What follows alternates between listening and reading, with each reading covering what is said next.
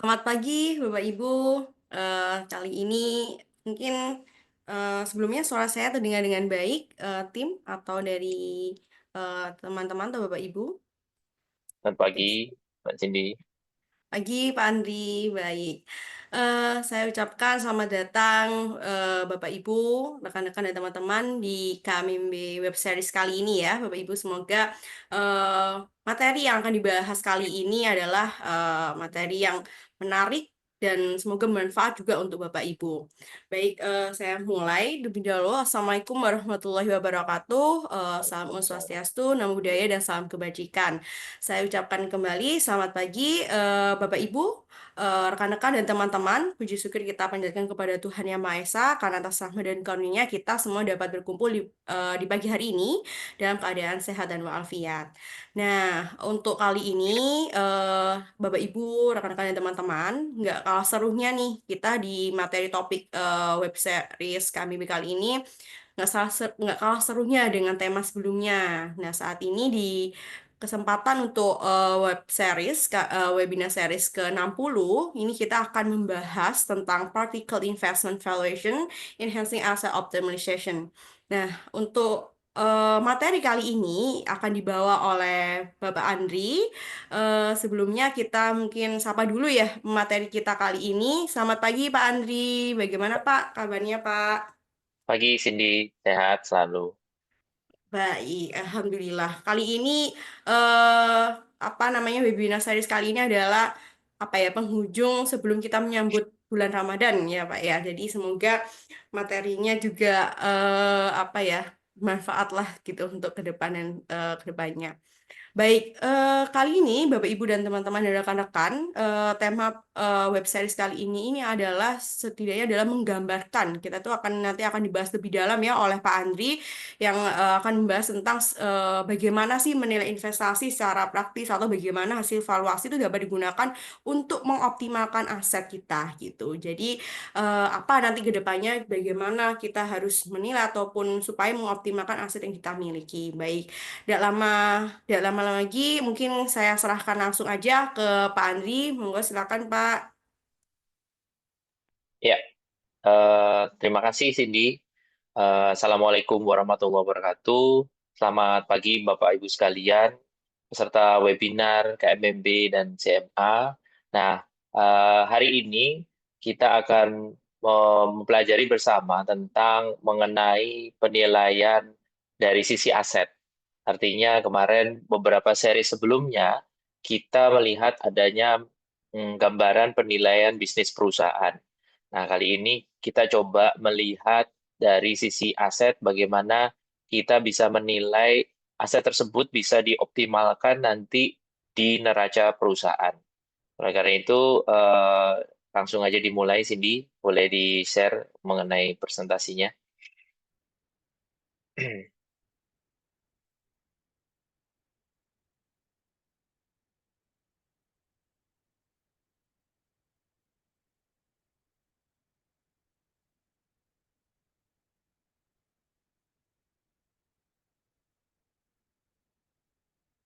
Sebagai pembukaan, Bapak Ibu sekalian, pemerintah baru saja meluncurkan Danantara.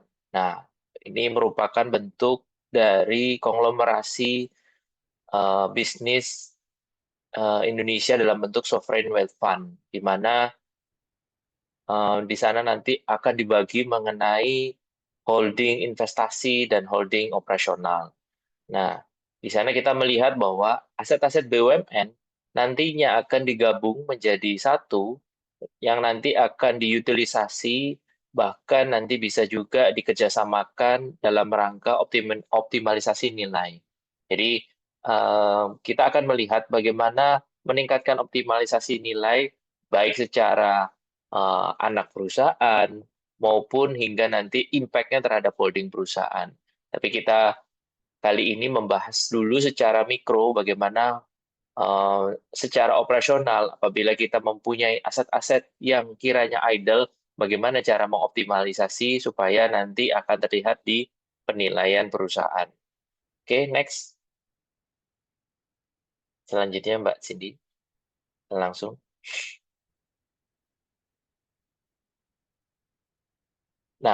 Jadi seperti webinar sebelumnya, jika teman-teman atau Bapak Ibu sekalian mendengar dan melihat ataupun mencatat bahwa ada namanya Highest and Best Use Studies. Ini merupakan studi tertinggi dan terbaik dari suatu aset.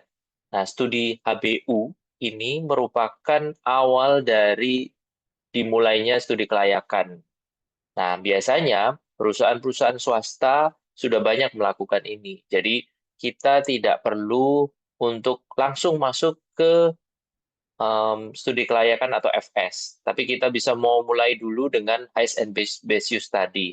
Artinya, kita mempunyai pilihan atas pengembangan suatu aset.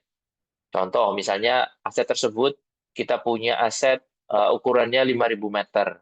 Nah, 5.000 meter ini kiranya bisa digunakan untuk dibangun menjadi apa? Apakah misalnya ke perkantoran, apartemen, hanya ruko, ataupun rumah sakit, ataupun kombinasi dari beberapa alternatif pembangunan. Nah, ini kita lihat apakah di sini yang pertama adalah secara fisik ini apakah memungkinkan. Yang kedua, apakah secara legal ini diperbolehkan? Jadi, izin-izin peraturan daerah, peraturan Bapeda, maupun IMB-nya itu memungkinkan untuk bisa dibangun.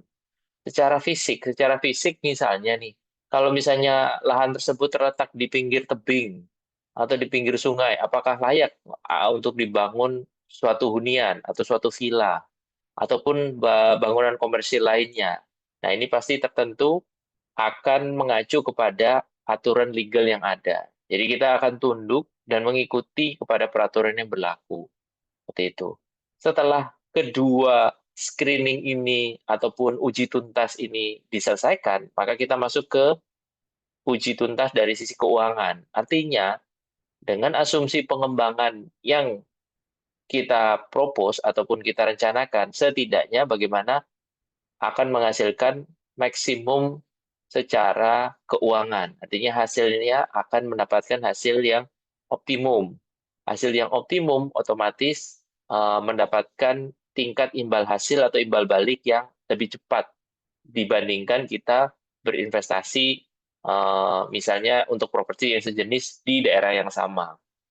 Nah, pertanyaan selanjutnya setelah apakah secara keuangan ini visible adalah apakah ini secara produktif bisa digunakan secara terus-menerus. Artinya, secara jangka panjang, properti ini akan memberikan imbal hasil yang minimum secara rata-rata CAGR mendapatkan imbal hasil yang sama. Jadi, kadang-kadang bisnis itu mempunyai 3 fase pertumbuhan. Pertama adalah super growth, kedua itu maturity, yang ketiga adalah declining. Nah, kiranya ketika dalam masa declining ini, imbal hasilnya ini adalah setara ataupun equal terhadap kompensasi ketika kita sudah mendapatkan pendapatan ketika super growth ataupun ketika sudah maturity. Seperti itu. Jadi, keempat faktor ini adalah uji tuntas singkat mengenai faktor-faktor apa saja yang kita perlu perhatikan. Nah, ini tidak hanya berlaku di sisi aset, ini juga berlaku di sisi pertanian, lahan pertanian. Misalnya ada lahan pertanian cukup besar, kiranya tanaman ini, kira-kira lahan ini cocoknya dibangun apa nih untuk bisa mendapatkan hasil yang optimum. Tentunya faktor-faktor lingkungan itu kan tadi masuk terhadap maximality productivity ketika kita menanam. Contoh nih, misalnya sawit, umur tanamannya 25 tahun. Nah, berarti ini kira-kira usia produktifnya di umur berapa? Misalnya sawit sampai umur berbuah mulai umur 4 tahun, nanti sampai umur 20 tahun dia maksimum, habis itu pasti akan menurun. Nah, ketika menurun, apa yang kita harus lakukan? Apakah replanting atau mengganti tanaman sawit yang baru, ataupun mengganti tanaman tersebut dengan jenis tanaman lainnya yang kira-kira lebih produktif, tapi tidak merusak lingkungan. Seperti itu. Oke, selanjutnya. Slide selanjutnya. Nah, jadi secara detail tadi 4 faktor utama, tapi kita melihat di sini kita melihat bagaimana kita menganalisa makro. Makro artinya makroekonomi. Kondisi perekonomian Indonesia, kondisi perekonomian daerah, hingga ke terhadap micro study analysis. Nah, ini biasanya microstudy analysis kita dapatkan dari survei lapangan. Di mana survei lapangan sendiri, kita pun harus benar-benar melihat dan berwawancara ataupun mengajak diskusi para pemegang kepentingan di sana, entah itu kepentingan bisnis, kepentingan perbankan, hingga kepentingan pemerintah, seperti itu. Kemudian kita punya asumsi awal tentang kira-kira lahan tersebut cocoknya mau dibangun apa sih gitu. Kemudian nanti ada beberapa opsi, opsi A, B, dan C. Nah, setelah dilakukan adanya opsi tersebut, kita masuk ke analisis dari pasar. Artinya ketika kita punya pilihan dari suatu produk, produk ini dalam bentuk aset, kira-kira bagaimana supply dan demand. Jadi kekuatan pembelian ataupun permintaan dan penawaran itu masih oke apa tidak. Artinya misalnya kalau kita bangun ruko di sana, ternyata rukonya udah oversupply. Banyak ruko yang sudah dijual, berarti kurang cocok. Misalnya pun ada hotel, kita bangun hotel di sana, hotelnya ternyata okupansinya kecil, artinya okupansinya susah dibandingkan rata-rata yang ada. Artinya berarti mereka struggling untuk di sana. Misalnya kalaupun dibangun kantor, banyak sekarang lebih banyak kafe yang diperuntukkan untuk WFC, Work from Cafe. Nah, itu akan struggling juga di sana. Setelah itu kita melakukan namanya marketability analysis. Nah, setelah tadi kita lihat demand supply-nya, kita tahu maka maka yang kita lakukan selanjutnya adalah melakukan bagaimana nih kalau kita punya produk seperti ini, kita jualnya kemana? Kita test case misalnya, kita punya produk ruko atau rumah ataupun kantor, kita coba main-main ke agent. Kita ajak kerjasama, kira-kira kalau kita punya produk seperti ini, hasilnya akan bagus apa tidak? Artinya orang masih mau beli apa tidak? Seperti itu. Orang masih mau nyewa apa tidak? Nah, setelah itu semua dengan asumsi biaya dan sebagainya, dan harga jual ataupun harga sewa yang kita tawarkan, baru kita melakukan analisa secara keuangan. Nanti kita detail lebih masuk ke berapa NPV, berapa IRR. IRR-nya harus di atas WACC, dan payback period-nya itu berapa tahun. Seperti itu. Dan terakhir, nah maksimally produktif. Maksimally produktif artinya okupansi ataupun tingkat keterisian dari properti yang kita kembangkan. Misalnya kita bangun kos-kosan karena alasannya dekat sama kampus atau dekat sama misalnya tempat kerja atau dekat dengan rumah sakit. Nah, di sana maka kita bisa optimalkan tidak hanya sebagai kos-kosan, tapi di bawahnya bisa digabung dengan supermarket ataupun digabung dengan ruko ataupun tempat komersil lain yang menunjang kebutuhan anak kampus ataupun penyewanya. Selanjutnya, nah, secara keuangan kita lihat di sini apa saja faktor yang diperlukan untuk melihat suatu perhitungan HBU analisis itu. Jadi pertama dari mulai biaya pendirian, modal kerja, sumber pembiayaan, biaya operasional, biaya bahan baku, ini termasuk juga untuk pembangunan atau konstruksi. Terus kemudian kita nanti akan melakukan proyeksi bagaimana kira-kira dalam 5 tahun ke depan suatu properti ini akan menghasilkan. Kemudian kita nanti ada analisa titik impas atau BEP, dan terakhir analisa profitabilitas dan tinggal imbal balik. Nah, semua analisa ini merupakan satu kesatuan untuk kita melihat suatu HBU tadi itu layak apa tidak untuk dijalankan. Seperti itu. Selanjutnya. Nah, di sini kita melihat setelah tadi kita punya suatu market analysis, kita punya pilihan pembangunan, kemudian kita mencoba untuk mempunyai skema mengenai optimalisasi aset. Jadi skema optimalisasi aset ini tergantung dari kondisi pasar. Artinya apa? Terkadang ketika pasar itu tidak bagus, artinya jual beli itu orang yang beli itu agak susah ataupun kurang, maka otomatis kita skemanya bisa bisa saja itu kerjasama ataupun misalnya bagi hasil seperti itu. Nah, di sini kita harus punya rencana mengenai apa-apa saja yang diperlukan supaya properti yang kita bangun ini tidak mangkrak. Artinya bisa untuk dijalankan. Apakah itu nanti dengan kerjasama by operator, kalau misalnya itu hotel, ataupun kita operate sendiri, ataupun kita bisa kerjasama penggunaan bersama, seperti itu. Nah, ini tentunya dalam perhitungan visibility dari keuangan, kita akan melihat juga adanya sensitivitas, di mana sensitivitas ini menunjukkan tingkat resiko yang mana owner bisa terima kita melihat faktor apa yang paling mempengaruhi dari pembangunan ataupun optimalisasi aset tersebut. Biasanya dari faktor yang paling besar, misalnya kebutuhan modal, pembangunan, kemudian marketnya sendiri, kira-kira kalau harga sewanya turun, berapa persen, itu pengaruhnya bagaimana. Kalau biaya pembangunannya itu naik berapa persen, itu pengaruhnya bagaimana. Nah, itu nanti akan faktor-faktor yang akan mempengaruhi dari sisi profit margin, NPV, IRR, maupun payback period. Selanjutnya. Nah, ini kalau kita melihat dari sisi properti swasta ataupun developer, di mana mereka biasanya membagi dua, karena menurut pengalaman saya di suatu developer, ini ada apa namanya stage ataupun skema pengembangan dari suatu properti. Pertama adalah pre-development. Pre-development ini kita melihat bahwa pengembangan properti itu ada dari sisi planning. Jadi artinya kita melihat dulu asetnya di mana, harganya berapa. Kemudian kita juga melihat dari desain. Desainnya dulu seperti apa. Kita kira-kira desain ini cocok apa enggak untuk daerah tersebut.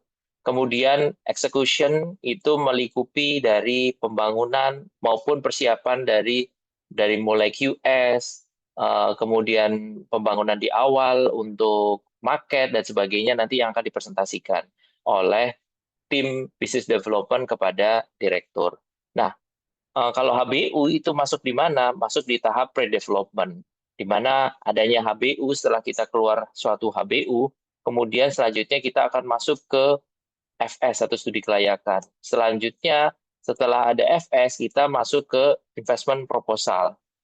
Nah, investment proposal ini yang menunjukkan bahwa aset yang akan kita kerjasamakan atau aset yang akan kita bangun itu memberikan imbal hasil ataupun value yang positif terhadap kinerja perusahaan. Nah, ini kita bisa melihat stakeholder yang itu ada investor, kontraktor maupun developer itu sendiri.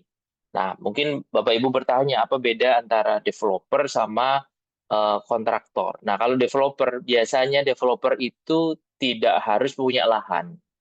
Ada developer yang cukup besar itu rata-rata dia jualnya brand dan mereka biasanya kerjasama dengan pemilik tanah, di mana pemilik tanah tidak punya brand, tapi dia punya tanah. Nah, mereka biasanya melakukan skema kerjasama dengan bagi hasil dari penjualan. Tapi semua tema dari nama dan apa namanya tipe pembangunan diserahkan kepada developer.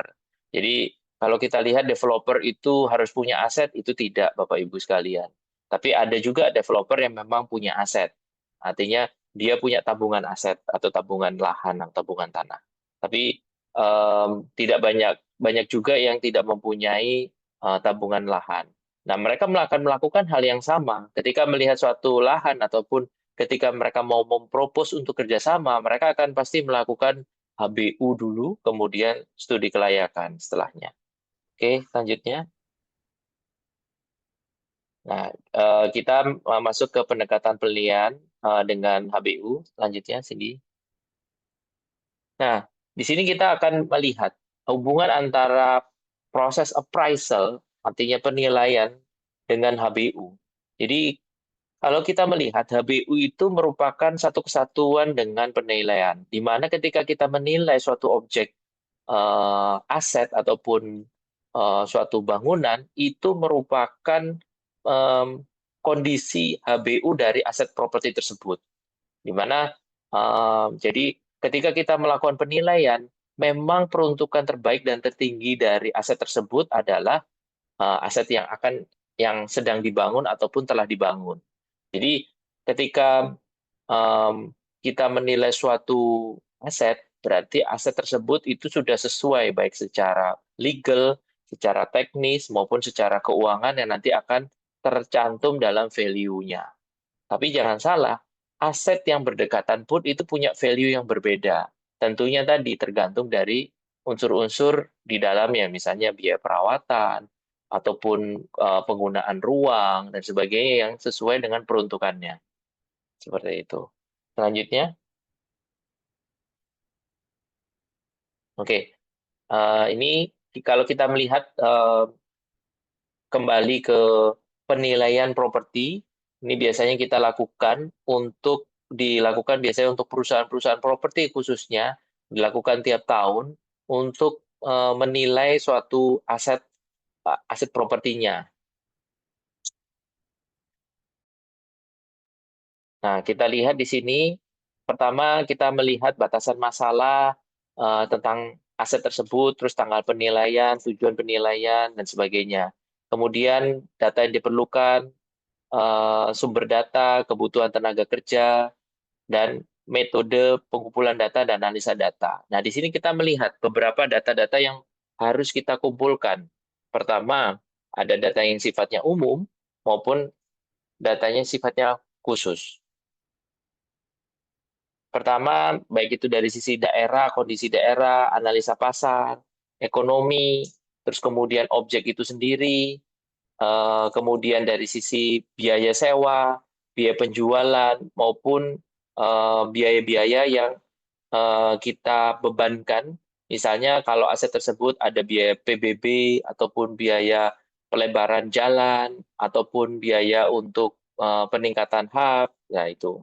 Nah, di sini kita lihat beberapa metode penilaian aset.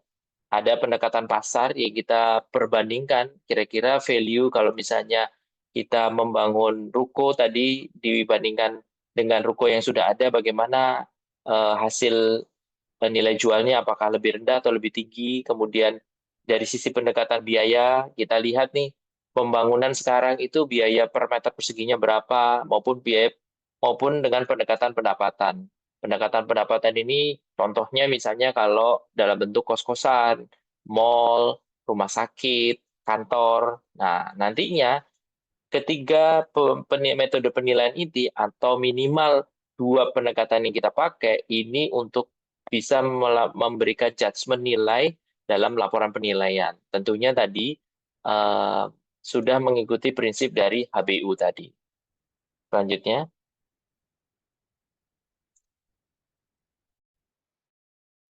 next slide, ini. Oke, nah ini di sini kita lihat dari metode penilaian sendiri, penilaian properti, pertama kita identifikasi masalahnya, kemudian melakukan persiapan atau survei, inspeksi lapangan, kemudian kompilasi analisa data, metodologi penilaian, hingga penyusunan laporan keuangan, dan juga penyusunan nilai dari aset yang akan kita nilai. Selanjutnya, nah, jadi produk dari aset yang kita akan kembangkan itu bisa macam-macam. Nah, sekarang kan tren dari pembangunan suatu aset kan berbeda dibandingkan dulu. Karena sekarang zaman berubah, banyak milenial bisa bekerja di mana saja, kemudian mereka membutuhkan internet cepat dan yang lebih multifungsi bangunannya. Maka di sini macam-macam bangunan yang bisa kita kembangkan seperti multifunction building, Millennium Hub, kemudian contohnya di bidang logistik ada logistik hub. Kemudian masih ada juga yang masih berpeluang untuk co-working space, terutama untuk daerah-daerah yang banyak apa namanya seperti contohnya di Jogja untuk commute workers seperti itu.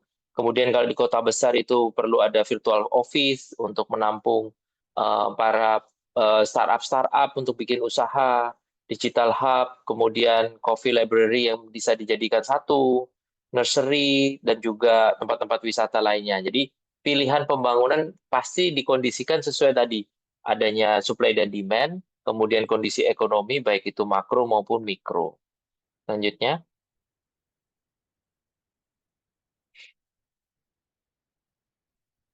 nah Em, kenapa optimalisasi dari aset ataupun space yang kita punya itu bermanfaat bagi owner. Pertama, kita akan mendapatkan recurring income, artinya income yang berulang, yang rutin setiap bulan bisa didapatkan ketika kita menggunakan aset itu sesuai dengan market supply dan demand yang ada. Kemudian kita nilai aset, ketika nilai aset itu meningkat, otomatis ekuitas ataupun modal perusahaan juga meningkat. Dan otomatis ketika aset tersebut terutilisasi dengan baik, bukan tidak mungkin bahwa nilai perusahaan juga akan meningkat. Kemudian tentunya tadi nilainya akan pasti meningkat, di mana sebelumnya misalnya cuma ruko biasa, kemudian disewakan kepada Alfamart atau Indomart ataupun retail yang lain, yang otomatis pasti nilainya akan berbeda dibandingkan sebelumnya misalnya disewakan cuma untuk toko kelontong biasa. Ketiga, adanya tax shelter, artinya kita ketika eh, eh, misalnya menyewakan lahan, otomatis kita biaya untuk pembayaran pajaknya juga akan bisa dibebankan di sana. Nah, ini sebagai faktor untuk pengurang. Seperti itu. Selanjutnya. Nah, ini kita coba melihat studi case untuk penilaian suatu gedung perkantoran. Jadi, gedung perkantoran, em, selanjutnya, silakan. Next. Setelah kita mempunyai data-data awal, nah kita melihat ini merupakan real property, terus kemudian apa saja yang bisa dinilai selanjutnya. Nah, di sini kita melihat nilai itu, misalnya kalau gedung perkantoran berarti ada nilai tanah dan nilai bangunannya.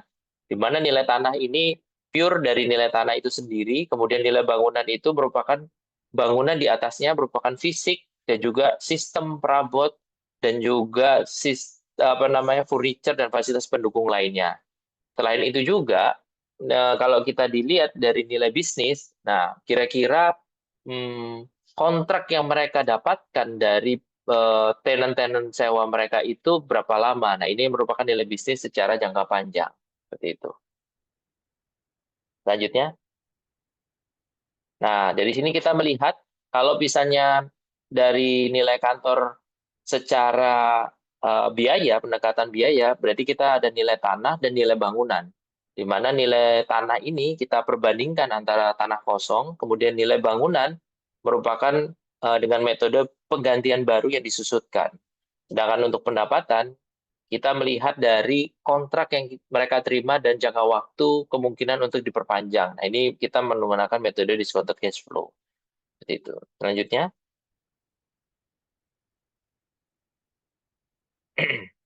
nah ini kalau kita lihat kertas kerjanya untuk penilaian pendapatan, di mana kita melihat bahwa di sini proyeksi pengembangan propertinya itu dari mulai dari anchor tenant, mini tenant, hingga komersial. Nah, di sini kemudian kita lihat harga sewanya dari tiap-tiap tadi tenant, kemudian kita bisa lihat pendapatan tersebut, kita proyeksikan. Nah, dari setiap kali ada pendapatan pasti ada biaya. Nah, dari biaya tadi ada namanya biaya juga service charge dan juga ada parkir dan juga depresiasi yang dimasukkan.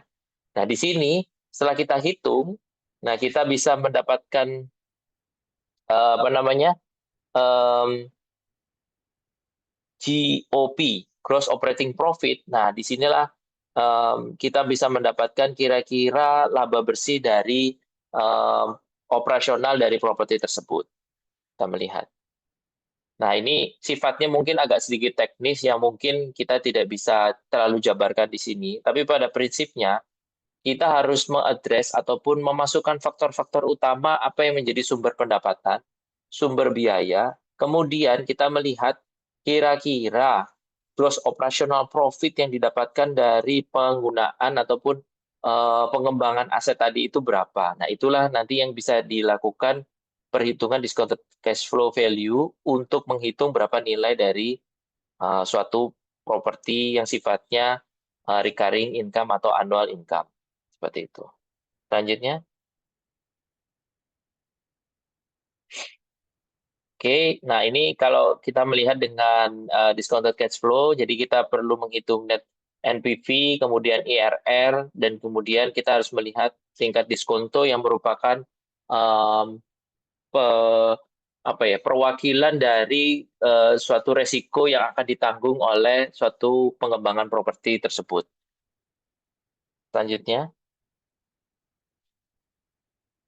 nah setelah tadi kita mempunyai planning ataupun pengembangan suatu aset, tapi tidak menutup kemungkinan, maksud saya, bahwa aset ini akan bisa dialihkan ataupun dijual. Mungkin alasannya bisa macam-macam, tapi kita melihat kita ada pengembangan ataupun prospek ke depan yang mungkin kita akan kejar, mungkin tidak di sekarang ataupun tidak di daerah ini. Jadi kita bisa melakukan punya namanya exit strategi proposal. Nah, ini bisa dilakukan dengan partnership, kemudian di hold untuk waktu tertentu, ataupun di hold sampai misalnya masa BOT-nya selesai ketika kita menyewakan kepada pihak lain. Terus kemudian ada sifatnya tadi, ada list option yang sangat bervariasi, ada BOT, ada BOO, ada BTO. BOT ini ada build, operate, transfer. Jadi kita bangun, kita operasikan, kemudian ketika tahun tertentu, misalnya tahun ke-20 atau tahun 30, kita kembalikan ke pemilik lahan.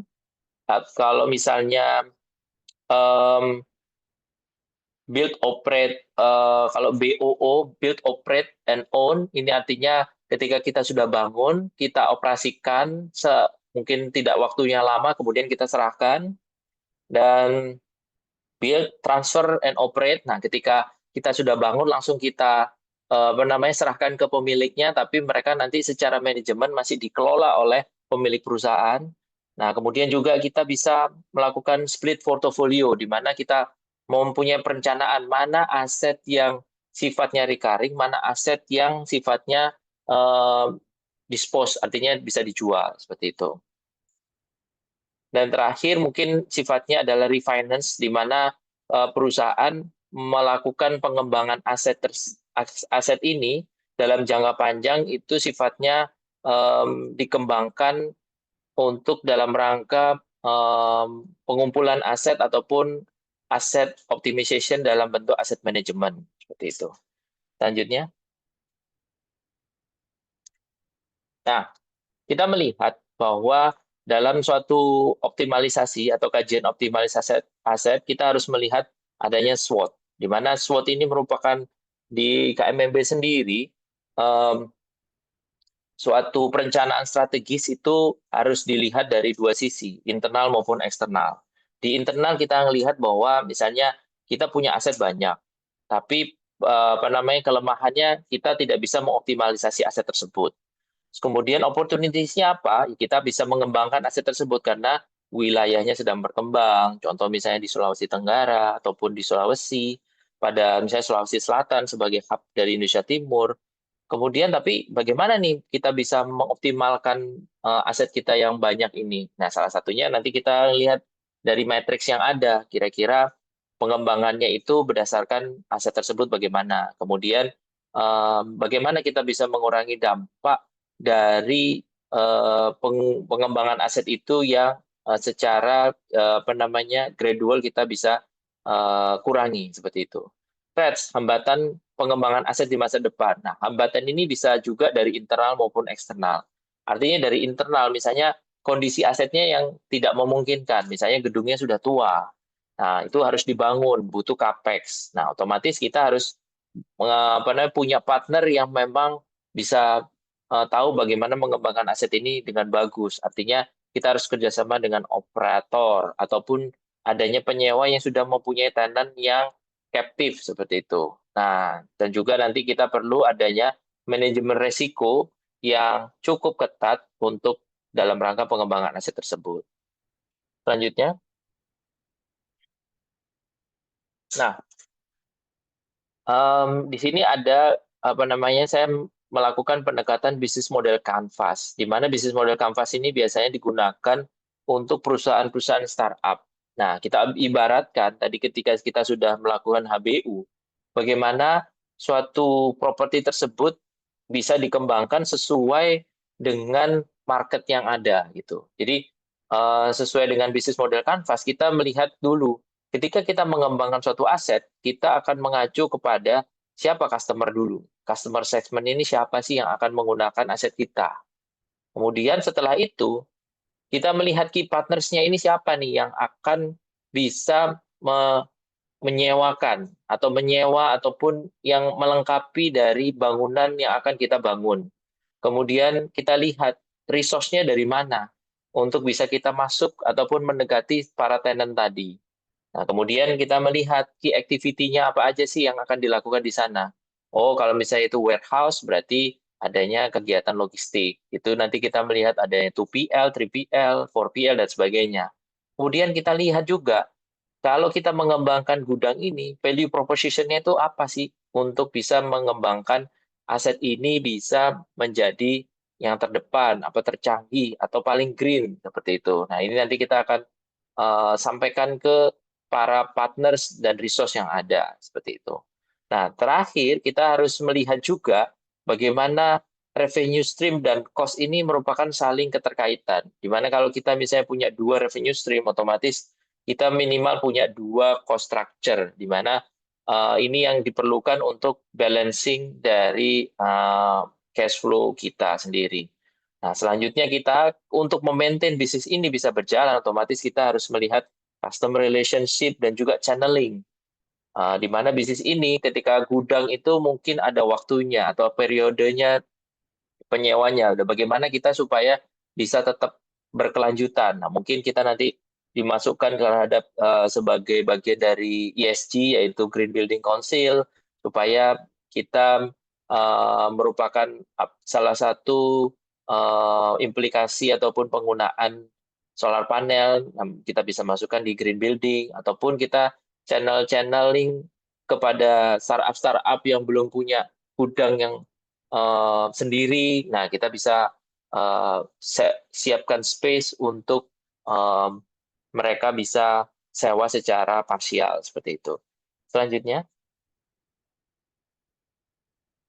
nah ini dalam rangka kita misalnya mengukur ataupun membuat HBU, nah kita harus melihat juga adanya resiko, di mana resiko itu selalu ada dan risiko tidak bisa dihilangkan. Yang bisa kita lakukan adalah meminimalisasikan. Begitu juga ketika kita KMMB memberikan suatu strategic planning, rencana jangka pendek, menengah maupun jangka panjang, itu kita melihat adanya resiko, di mana resiko ini kita harus lihat kira-kira dampaknya seperti apa, kemudian probabilitas mendatang itu bisa terjadi lagi apa tidak, dan ini termasuk level risiko apa. Dan terutama tadi adalah bagaimana kita melakukan mitigasinya. Setidaknya kita sudah merencanakan risiko apa yang paling buruk terjadi. Nah, kira-kira ini nanti um, PIC ataupun yang bertanggung jawab untuk mengurangi ataupun meminimalisir dari risiko tersebut adalah dari landowner ataupun dari sisi perjanjian, apakah dari sisi SDM atau operasional. Nah, keseluruhan faktor tadi dari awal kita um, membangun, memplanning, menghitung, terus habis itu kita melihat maksimal building, maksimal productivity, hingga resikonya. Harapannya HBU tadi itu punya satu kesatuan ataupun terintegrasi dalam rangka peningkatan nilai dari aset perusahaan. Seperti itu. Selanjutnya. Nah, di sini kita juga melihat adanya resiko investasi dari exit strategi. Seperti yang saya jelaskan sebelumnya, di mana exit strategi itu bisa macam-macam, hingga nanti misalnya dikerjasamakan hingga IPO. Tapi pada umumnya, kita harus melihat semakin tinggi resikonya, kita juga akan mendapatkan return semakin tinggi. Banyak model bisnis yang bisa kita pakai untuk meminimalisasi resiko. Tentunya tadi tergantung dari profil resiko dari landowner-nya sendiri ataupun user-nya sendiri. Seperti itu. Misalnya BUMN punya apa namanya pedoman risikonya, swasta juga punya pedoman risikonya sendiri. Nah, itu kembali lagi tergantung dari internal perusahaan itu sendiri. Selanjutnya. Oke. Oke, nah ini kita melihat tadi tujuan dari exit tadi itu apa, maksimal nilai juga ada, kemudian bagaimana timing, kemudian juga bagian dari opsi financing, terus kemudian kita harus melihat dari kualitas dari property management itu sendiri. Nah, itulah bagaimana owner punya pertimbangan melakukan exit strategi bagian dari rencana jangka panjang dari perusahaan itu sendiri. Lanjutnya, oke, mungkin itu dari saya sebagai awal. Nah, ini nanti kita bisa lanjutkan dengan pertanyaan dari rekan-rekan Bapak Ibu sekalian. Oke, kami persilakan. Silakan saya Ya, kembalikan ke Mbak Cindy. iya baik. Terima kasih Pak Andri atas sharing apa namanya ilmunya ya, sharing ilmunya tentang materi yang udah disampaikan. Mungkin bisa di show dulu aja mungkin untuk tim materinya. Baik. Sebelum ke sesi tanya jawab ya, mungkin Bapak Ibu mungkin udah ingin langsung tanya gitu. Tapi sebelum itu saya izin menyimpulkan Pandi dari materi kita yang sangat menarik di pagi hari ini dengan tema Practical Investment Valuation, Enhancing Asset Optimization. Baik, jadi tadi udah disampaikan oleh Pak Andi bahwa ada tiga part yang disampaikan. Pertama, Pak Andi menyampaikan bahwa dalam analisa analisa Higgs and Bezier atau HBU ini adalah menjelaskan bahwa metode ini adalah metode analisa untuk menentukan penggunaan aset atau properti yang paling menguntungkan, efisien, dan bernilai tinggi berdasarkan kondisi pasar dan regulasi. Dan pendekatan ini juga digunakan untuk mengoptimalkan nilai aset dengan mempertimbangkan beberapa faktor seperti kelayakan keuangan, legalitas, dan dampak lingkungan seperti yang tadi dijelaskan oleh Pak Andi dengan analisa finansial itu seperti apa yang perlu diperhatikan. Terus selain itu juga disampaikan bahwa bagaimana sih kita pendekatan penilaian dengan analisa HBU gitu. Tadi juga udah disampaikan ada berapa di slide kedua ya setelah slide apa namanya judul tadi itu ada berapa step. Mungkin Bapak Ibu ingat. Nah, di situ juga dijelaskan bahwa Pani menyampaikan bahwa ada beberapa poin yang perlu diperhatikan. Yang pertama, kita juga harus perlu identifikasi aset dan jenis penilaiannya, apakah aset fisik ataupun damatan real estate atau non real estate. Begitu pula kita juga harus lihat analisis datanya dan bagaimana atas kualitas data untuk memastikan kesesuaian yang juga perlu mempertimbangkan kondisi sembunyi atau kepatuhan terhadap regulasinya. Selain itu juga disampaikan ada beberapa pendekatan valuasi yang tadi sudah disampaikan juga dari set ya udah ada di materi dari disampaikan oleh Pak Andi, ada beberapa pendekatan valuasi bisa menggunakan income capitalization, cost approach ataupun dari self comparison. Selain itu juga udah disampaikan dengan pendekatan HBU juga kita harus melakukan evaluasi lokasi dan lingkungan nih gitu. Baik dari kondisi lingkungannya ataupun dari ekonomi dan lain sebagainya. Dan akhir dari semua itu kita juga melakukan penerapan dari konsep HBU sendiri nih gitu. Jadi dari konsep HBU ini sendiri kita juga harus lihat dari financial visible-nya seperti apa sih gitu. Legally permitted-nya ataupun tentang maximally produktif dari aset itu sendiri itu juga seperti apa. Selain itu juga Bapak Ibu disampaikan dengan contoh study case kita tadi yang cukup menarik di mana study case ini kita membahas tentang penilaian gedung perkantoran gitu. Nah, tadi juga disampaikan pendekatannya juga bisa dari pendekatan biaya ataupun pendekatan pendapatan. Tapi di satu sisi itu juga ada namanya exit strategi nih. Exit strategi ini yang merupakan strategi yang melihat penyesuaian terhadap kondisi pasar, tujuan investasi, dan kebutuhan bisnis. Dan selain kita menggunakan analisis HBU, tapi kita juga harus memperhatikan ya, memperhatikan eh, apa namanya juga belum perhatikan dalam mengurangi resiko sehingga kita harus menilai nih resikonya seperti apa dan meningkatkan efisiensi dari finansial itu sendiri. Baik, tadi itu adalah kesimpulan yang saya petik dari yang udah disampaikan oleh Pak Andri, materi kita sebagai konsultan di KMMB, di mana semoga materi yang telah disampaikan oleh Pak Andi bermanfaat dan bisa apa ya kita sebagai bekal kita untuk ke depan untuk lebih mengetahui nih tentang analisis HBU dan lain sebagainya.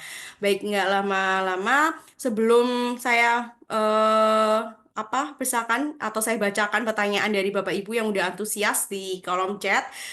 Saya ingatkan kembali dari si webinar ini bahwa jangan lupa untuk Bapak Ibu, rekan-rekan dan teman-teman bisa mengisi link absensi kehadiran yang mungkin udah disampaikan oleh tim KMB.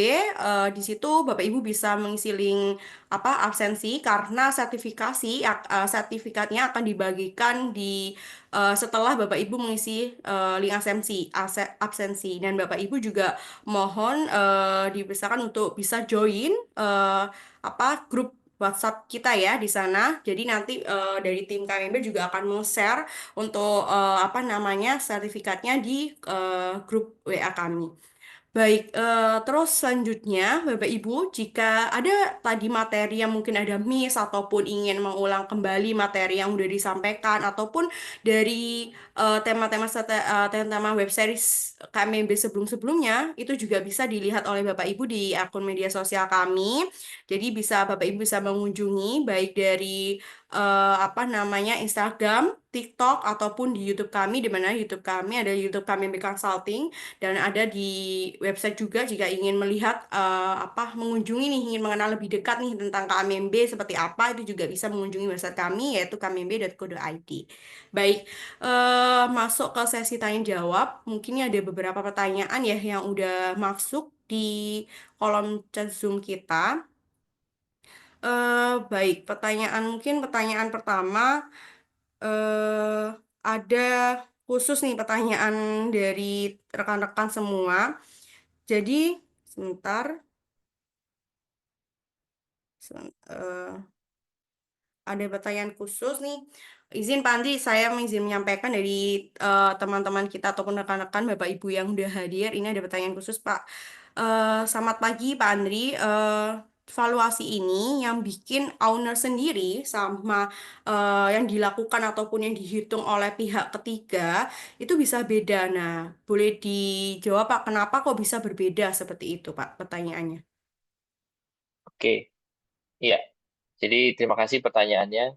Jadi kalau kembali lagi, ketika owner melakukan suatu penilaian, otomatis dia kalau dilihat sebagai dari sisi bisnis itu namanya seller side. Nah, seller side itu otomatis dia melihat dari faktor-faktor yang menguntungkan dari penjual. Nah, itu yang membuat angka estimasi dari suatu HBU itu terlihat lebih optimis, seperti itu. Makanya kita perlu pihak ketiga ataupun konsultan yang mempunyai data pembanding, data market, data supply demand yang cukup supaya hasil analisanya itu namanya itu both side coverage, artinya tidak berat sebelah gitu. Jadi eh, dia melihat dari sisi supply, dari sisi demand. Nah, kalau misalnya dari sisi supply kan berarti dari sisi owner. Kira-kira misalnya saya mau bangun properti, contoh tadi misalnya paling simple ruko. Nah, ruko ini saya ruko yang paling mahal. Tapi apa kelebihan paling mahal? Ya tidak ada, cuma ruko biasa. Nah, itu yang tidak sesuai. Otomatis padahal di market, misalnya ruko tidak terlalu mahal, tapi yang penting bisa, misalnya gini, eh, saya punya saya punya program. Kalau misalnya ada satu ruko, saya jualnya paling mahal. Kenapa? Karena ruko ini satu-satunya yang ada di daerah ini. Tapi ada satu yang lain jual ruko di mana lengkap dengan penyewanya. Pasti otomatis akan lebih cepat laku yang ruko dengan lengkap penyewanya. Nah, ini tadi ada hukum permintaan dan penawaran yang mana kita harus lihat di sekitarnya.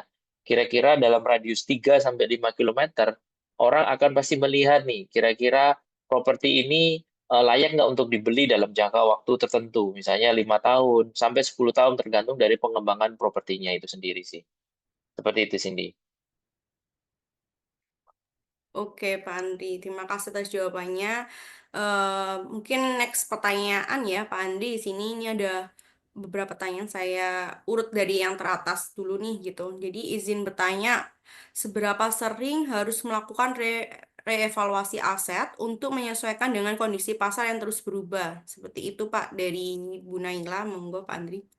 Oke, yang pertama, kalau revaluasi aset, kalau tatanannya sebagai laporan keuangan, itu biasanya impairment dilakukan dalam setahun sekali. di mana kondisi dari makroekonomi maupun mikroekonomi dapat dilakukan adjustment secara tahunan seperti itu. Itu kalau misalnya kita lihat secara corporate. Jadi biasanya auditor akan meminta untuk revaluasi aset dari aset yang ada di neraca. Tapi kalau secara valuasi itu kita boleh melakukan penilaian ulang itu dalam 6 bulan sekali, seperti itu. Jadi kalau misalnya tujuannya berbeda itu boleh tuh. Misalnya nih, pertama kita melakukan em, penilaian untuk tujuan owner estimate. Nah, kemudian bulan berikutnya kita melakukan penilaian untuk tujuan joint venture seperti itu. Nah, itu pasti tujuannya berbeda. Nah, itu boleh kita lakukan revaluasi aset tadi. Jadi tergantung dari eh, apa namanya kebutuhan atau apa namanya revaluasi itu ditujukan untuk apa dan siapa seperti itu. Gitu Cindy. Baik, terima kasih Pak Andi. Mungkin dari Ibu Naila ada tanggapan, bisa on mic mungkin, atau cukup? Oke, mungkin udah cukup. Baik, terima kasih Bu Naila. Baik, Pak Andi, ini ada pertanyaan selanjutnya. Ada dari Pak Teku Rusdi. Mungkin dari Pak Teku Rusdi izin mau on mic, atau saya bacakan pertanyaannya, Pak. Boleh Bu. Oke, baik. Silakan, Pak. Ya, makasih Bu Cindy. Izin Pak Andri. Jadi Ya, saya ingin menanyakan bagaimana tren bisnis ya, properti ya saat ini dan kedepannya seperti apa? Apakah ada perubahan ya dari tahun-tahun sebelumnya dan mungkin bisa Bapak jelaskan juga terkait dengan HBU itu seperti apa ya kaitan dengan perkembangan bisnis ke depan. Mungkin izin Pak Andri itu pertanyaannya. ya. Makasih. Ya, terima kasih Pak Teguh Rusdi. Terima kasih juga tadi atas pertanyaannya Bu Naila. Jadi pertanyaannya adalah bagaimana tren bisnis properti ke depan. Nah, jadi seperti ini. Indonesia ini merupakan negara yang sedang berkembang. Kita lihat bahwa tingkat pertumbuhan ekonominya bahkan dicanangkan hingga 8% dalam 5 tahun mendatang. Nah, berarti kita punya tren bisnis yang sangat bagus hingga ke depan, terutama tadi program-program yang akan dijalankan itu sesuai dengan perkembangan dari eh, industrinya itu sendiri. Kembali lagi, properti properti yang dimaksudkan di sini itu kita harus bisa bagi, Pak. Pertama, kalau misalnya sifatnya industrial, itu otomatis adalah ketika bisnis di Indonesia ini berkembang, properti di industrial itu yang impact pertama yang akan berkembang, Pak. Jadi contoh misalnya di Sulawesi ataupun pemerintah kan sudah menetapkan sekitar 122 eh, proyek strategis nasional yang akan dibangun. Nah, di sana otomatis kawasan industrinya akan berkembang secara tidak langsung, Pak. Karena mereka akan butuh kawasan industri, kemudian tempat untuk apa namanya para pekerja, kemudian komersialnya juga akan berkembang. Nah, itu kita melihat di sana. Nah, pertanyaannya adalah bagaimana mereka bisa berkembang atau enggak kapan mulai berkembang. Nah, itu yang dinamakan dalam bisnis itu timing. Bisnis is about timing. Jadi, kapan kita bisa masuk ke sana? Otomatis ya kita harus tahu ataupun kita harus sering berkolaborasi atau bernetworking dengan apa namanya para pemegang kepentingan ataupun rencana-rencana yang akan dikembangkan di daerah tersebut seperti itu. Nah, HBU tadi kita melihat bahwa kita melihat dari tadi yang coba saya paparkan bahwa kita melihat dari sisi makronya, kemudian mikrosite-nya di wilayah itu apa yang akan dikembangkan. Sekarang pemerintahan yang baru pemerintahan daerahnya diharapkan bisa menerjemahkan dari cita dari pemerintahan Prabowo untuk bisa menjalankan program-program pemerintah itu secara sinergi seperti itu. Apalagi nanti kolaborasinya, investasinya melalui ada salah satunya melalui investasi baik langsung maupun tidak langsung melalui Danantara. Jadi kita melihat helikopter view-nya itu dari eh, apa namanya HBU, kemudian kita pilihan masih punya ketika kita akan mengembangkan pilihan tadi misalnya ngomongin industrial, berarti pilihan-pilihan properti yang akan dibangun itu kita masih bisa mempunyai perhitungan owner estimate-nya berapa nih kira-kira market yang akan dapatkan seperti apa, kompetisi yang ada di sana seperti apa. Nah, itulah peran HBU untuk menerjemahkan kira-kira bagaimana market analysis dan juga hingga hitungan menjadi suatu properti yang akan dibangun nantinya. Terutama kita harus punya asetnya dulu, seperti itu. Baru nanti kita bisa melakukan HBU-nya, seperti itu. Oke, selanjutnya. Mungkin dari Pak Teguh ada tanggapan Pak? Atau sudah cukup?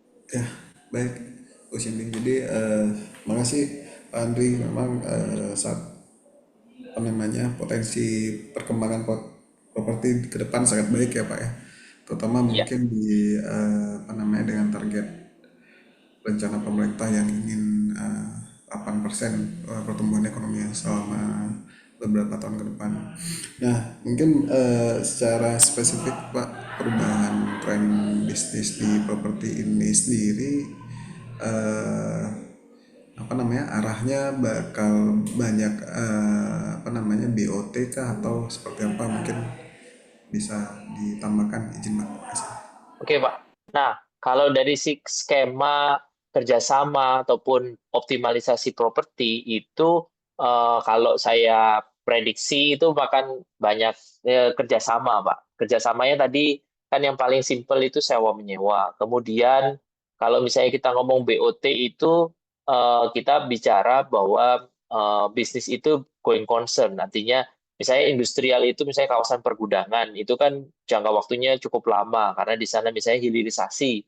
Hilirisasi itu kan investasinya besar, otomatis masa masa pengembangannya juga lama dan otomatis pasti BOT seperti itu. Jadi secara industrial berkembang, kemudian mempengaruhi perkembangan bisnis komersial yang ada di sana. Misalnya hotel dibangun, ada yang tempat komersial buat para pekerjanya juga ikut serta dibangun. Misalnya nanti pembangunan tempat apa namanya karyawannya juga bisa dibangun. Nah, itu memungkinkan sih dengan BOT seperti itu, Pak. Nah, itu mungkin bisa jadi salah satu alternatif. Tentunya tadi tergantung dari kacamata dari si pemilik lahan, Pak. Mereka tujuannya untuk pengembangan aset ini apa nih? Apakah maksimum value atau maksimum productivity atau cuman yang penting tergarap aja supaya bayar PBB-nya nggak mahal. Nah, ini tergantung lagi, Pak. Seperti itu, Pak Teguh. Oke, baik. Terima kasih banyak Pak Andri atas Iya, jawabannya. Pak. Terima kasih, Pak. Tanyaan. Baik, terima kasih Pak Teguh atas pertanyaannya dan tanggapannya. Baik, ini ada teman-teman sangat antusias nih Pak Andri, ada beberapa pertanyaan lagi nih Pak. Iya, silakan. Baik, ini dari Pak Roni Atmaja nih Pak, ada pertanyaan. Selamat pagi Pak Andi. Saya ingin tanya bagaimana perusahaan dapat mengoptimalkan strategi disposal aset agar tidak menyebabkan kerugian finansial atau merusak citra perusahaan. Seperti itu Pak. Bagaimana Pak? Oke. Terima kasih Pak Roni. Dalam rangka disposal aset agar tidak menyebabkan kerugian finansial. Nah, tadi Pak, ketika kita menjual aset itu, ya kita harus benar-benar tahu bahwa aset itu di value tertinggi, Pak. Nah, tadi Pak, kalau misalnya kita aset tersebut value-nya belum optimum, berarti otomatis kita mempunyai kesempatan untuk meningkatkan value-nya. Contoh nih, misalnya kita punya gedung yang sudah tua, ataupun maaf, gedung yang sudah lama lah. Lama tapi tidak terurus. Nah, pertanyaannya, berarti kita harus supaya tenannya rame dulu, terus habis itu kita chat-chat dulu supaya orang mau nyewa, baru otomatis kan value-nya bagus tuh. Supaya kita ketika jual itu nggak jual rugi, ataupun jual as is, artinya sesuai dengan NJOP. Jadi, kembali lagi nih, ketika kita menjual aset, kita harus tahu value sekarang ini berapa. Nah, harapannya aset yang kita ada sekarang yang akan kita jual ini bisa kita optimumkan nggak nilainya? Karena tadi semua aset itu pasti punya kapasitas untuk optimum seperti mesin. Nah, tinggal kita mau nggak mengeluarkan biaya di awal supaya investasi kita akan kembali nih. Target kita misalnya setahun ataupun 2 tahun supaya sebelum ini terjual nilainya bisa 2 kali lipat. Nah, seperti itu. Karena apa? Kondisi pasar menunjang. Contoh misalnya saya punya tanah di Sulawesi Tenggara misalnya dekat sama apa namanya bandara gitu. Dulunya nilainya nggak ada nih, tapi jangan jangan salah 2 tahun lagi gitu. Mungkin akan bisa nilainya lebih tinggi. Kecuali apa namanya dengan caranya seperti apa ya? Kita coba ajak kerjasama investor yang mau pengembangan hotel karena nanti bandara akan ramai, banyak orang lalu lalang dan sebagainya gitu. Contoh juga Labuan Bajo. Waktu dulu tahun 2017, 2018 masih belum ada apa-apa, punya tanah di Labuan Bajo mungkin orang sebel pengen jual. Tapi ketika sudah dicanangkan sebagai tujuan wisata utama dunia juga, nah otomatis asetnya sekarang lagi tinggi-tingginya. Nah mungkin sekarang adalah saat yang tepat untuk bisa menjual. Tapi jualnya juga kita bisa punya pilihan. Jual saham secara parsial, atau jual kepemilikannya, atau hak gunanya, atau konsesinya. Nah ini bagian dari strategi juga. Begitu Pak Roni. Semoga menjawab. Mungkin selanjutnya. Baik, Pak Andri. Dari Pak Roni, apakah sudah cukup atau ada tanggapan? Oke, baik Pak Roni atas pertanyaannya. Ini ada dua pertanyaan terakhir nih Pak sebelum menutup sesi webinar series ke-60 kali ini. Ini ada dari Pak Noldi. Mungkin dari Pak Noldi ada yang ingin disampaikan secara langsung on mic atau saya bacakan pertanyaannya Pak.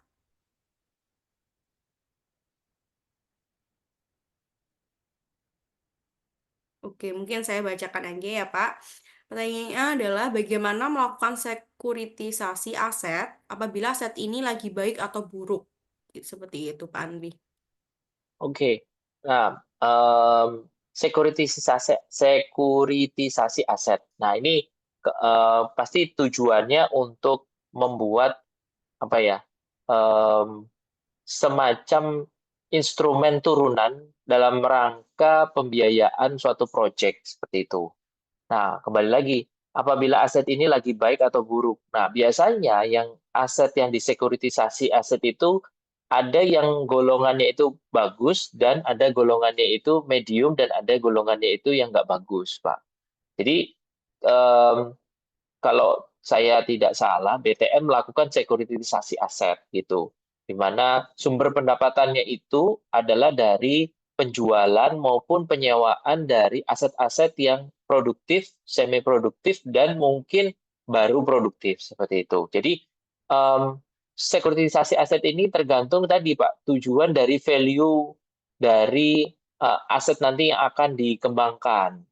Karena tidak semua aset itu dikumpulkan seperti contoh apa namanya prinsip don't put your eggs in one basket. Jadi satu aset itu ketika nanti disekuritisasi itu pasti tidak boleh bagus-bagus semua. Artinya pasti ada yang memberikan faktor yang sebagai penyeimbang lah seperti itu. Jadi misalnya ada yang sifatnya bisa dijual, ada yang sifatnya recurring. Nah ini porsinya pasti akan eh, disesuai dengan fund manager ataupun aset manajemen yang ada.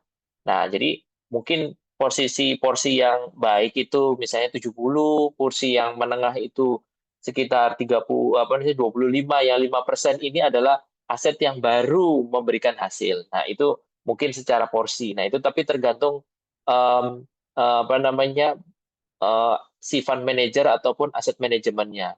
Tapi tujuannya juga adalah maximize value. Jadi dalam satu sekuritisasi aset ini, aset yang disekuritisasi tadi atau misalnya dibantu pengembangan proyeknya itu bisa sama-sama berkembang dalam jangka panjang. Gitu. Begitu Pak Noldi, pertanyaannya cukup menarik tadi. Terima kasih. Baik, terima kasih Pak Andri. Mungkin dari Pak Noldi ada tanggapan, Pak? Baik, saya next aja ke pertanyaan selanjutnya. Ini dari Pak Carlos Boromus. Mungkin dari Pak Carlos ada mungkin ingin on mic untuk menyampaikan pertanyaannya atau saya bacakan, Pak.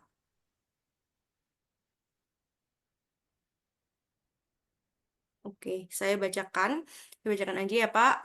Pertanyaannya ini bagaimana saat valuasi aset tersebut dinilai cukup tinggi, dan ini untuk keperluan tertentu seperti menaikkan nilai aset perusahaan dan keperluan sebagai jaminan covenant loan dari bank. Tetapi saat akan dijual, nilai aset tersebut di pasar lebih rendah dari yang dicatat perusahaan. Dan perusahaan jadi malah mengalami kerugian saat jual aset. Seperti itu Pak Andri. Iya. Jadi ini pertanyaannya mungkin lebih ke apa manajemen resikonya ya mungkin ya Pak Karolus Hmm. ya. Dan dalam kondisi yang sekarang ketika dijual asetnya nilai pasarnya lebih rendah. Nah, ini mungkin terjadi pada kondisi ada dua hal nih, Pak. Pertama, saya melihatnya itu sebagai fraud internal. Nah, pertanyaannya kalau sudah terjadi fraud internal, ketika aset yang akan dijual ini nilai pasarnya lebih rendah dibandingkan yang dicatat perusahaan, pertanyaannya ya mau tidak mau ini harus apa namanya dioptimalkan dulu sebelum memang benar-benar harus dijual karena pada prinsipnya aset tersebut itu masih punya peluang kecuali memang di awal perusahaan memang pengen melepas aset itu melalui perbankan. Nah, ini yang kadang-kadang fraud saya bilang tadi saya mungkin prediksi ini eh, apa ya melakukan fraud dengan cara penggelembungan aset melalui appraisal. Nah, tadi apakah asetnya itu tidak HBU atau tiba-tiba tadi dijadikan apa namanya sesuatu menjadi aset. Contoh ini terjadi waktu di BPPN, waktu saya dulu pernah bekerja di PPA. Di sana banyak sekali aset-aset yang kita tidak tahu bahwa aset itu ada, artinya aset pasang surut. Jadi ketika pasang tidak ada, pas surut ada asetnya seperti itu. Dan itu keluar sertifikatnya, Pak. Nah, ini kan em, kita melihat bahwa oh asetnya pinggir pantai gitu, tapi aset pasang surut. Nah, ini kan sebetulnya tidak ada nilainya karena sebetulnya tidak layak secara HBU dibangun ataupun dijaminkan ke bank. Tapi karena ada fraud internal, otomatis ketika mau didisposal, jadinya em, tidak bisa diapa-apain. Nah, pertanyaannya tadi, ini bagian dari kalau sudah kejadian seperti itu, otomatis ya mau tidak mau apa namanya ya harus dilakukan apa ya seperti kalau misalnya kejadian tadi seperti aset pasang surut otomatis ya jual rugi seperti itu Pak kalau gitu. Nah tapi pada kondisi selanjutnya misalnya nih jika aset tersebut misalnya di tengah kota misalnya ada satu anggap aja rumah tapi dia bilang bahwa asetnya ini dinilai seperti ruko. Nah, ini ya otomatis ketika sekarang misalnya kondisinya dulu asetnya tersebut dipakai jadi bengkel. Misalnya bengkel anggap aja bengkel las. Nah, ternyata dengan perkembangan zaman di sana itu bengkel las itu tidak laku, akibatnya tutup. Dulu waktu masih zaman sebelum apa namanya, misalnya sebelum COVID itu bengkel lasnya laku keras. Setelah COVID bengkel lasnya tidak laku sama sekali. Itu otomatis asetnya ini jual rugi juga. Nah, otomatis mungkin kalau misalnya kepentingan dari bank masih bisa melakukan recovery ya minimal sesuai dengan nilai NJOP-nya.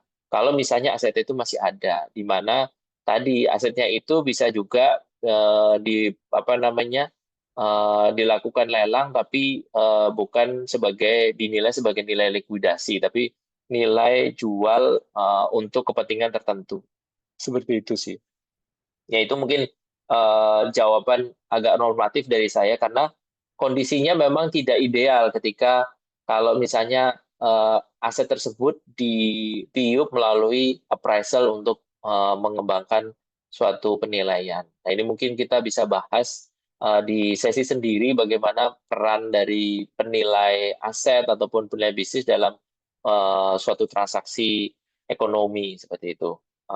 Tapi ini pertanyaan yang cukup menarik, Pak Karolus. Terima kasih, Pak. Oke, terima kasih Pak Andi. Dari Pak Karolus ada tanggapan Pak? Oke, oke, terima kasih Pak Karolus atas pertanyaannya dan tanggapan konfirmasinya. Baik. pertanyaan dari Pak Karolus itu sebagai pertanyaan terakhir di sesi web series kali ini, Bapak Ibu dan rekan-rekan. Mengingatkan Anda terbatasnya waktu ya, mungkin kalau izin ada hal yang menarik yang ingin ditanyakan juga bisa nih join di web series selanjutnya di kami web series setiap hari Jumat. Bapak Ibu bisa join. Dan saya izin mengingatkan kembali untuk Bapak Ibu, teman-teman dan rekan-rekan yang belum mengisi link absensi, dapat mengisi link absensi yang udah dikirimkan oleh tim kami di kolom chat Zoom. Karena sertifikat untuk webinar itu syaratnya harus mengisi link absensi terlebih dahulu dan Bapak Ibu dan rekan-rekan bisa join website grup web series kami juga supaya bisa mendapatkan sertifikat karena sertifikat akan dibagikan di grup WhatsApp web series KMB. Baik, dari web series kali ini sebenarnya sebelum menutup ya Pak, sebelum menutup dari web series ini mungkin kita sebaiknya ada sesi dokumentasi nih. Nah, dari Bapak Ibu ataupun rekan-rekan dan teman-teman izin bisa menyalakan kamera atau on cam sehingga di sini akan mengambil sesi dokumentasi sebagai kenang-kenangan ya untuk web series kali ini. Baik. Saya akan pandu untuk foto per slide-nya. Dalam hitungan ketiga akan diambil capture untuk sesi foto kali ini. Mungkin, oke, saya tunggu untuk bisa on cam, Bapak Ibu. Baik, saya mulai dari set pertama untuk Zoom ini. Baik, saya hitung mundur. 1, 2, 3. Baik, set kedua. 1, 2, 3. Baik, set selanjutnya, set ketiga. 1, 2, 3. Oke, set keempat. 1, 2, 3. Set kelima.